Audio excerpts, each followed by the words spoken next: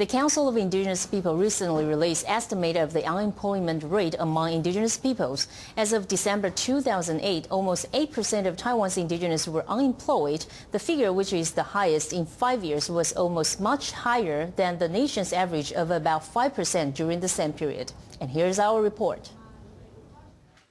Amid economic slowdown, unemployment has been rising, especially among the indigenous people. The CIP released its unemployment estimate, which showed that 7.93% of the indigenous people were jobless at the end of 2008. It marked a 5-year high. It was also 2.9 percentage points higher than the country's average for the same period.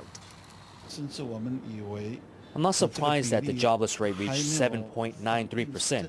I think this figure does not reflect the true picture. I think the rate will be even higher if we take the first quarter and the second quarter of this year into consideration.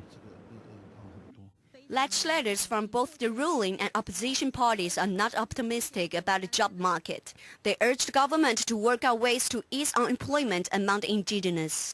We asked Ma's administration to hold a national-level meeting to deal with indigenous people's unemployment issues. There are actually many opportunities in indigenous communities, but the government has to develop them to create jobs. The Directorate General of Budget, Accounting and Statistics just released the country's jobless rate, which hit a record high of 5.8% in March. This means the unemployment for the indigenous will also be higher than December figure. Some observers fear it will surpass 10%. The government has been urged to take effective measures to counter worsening unemployment. TITV Weekly.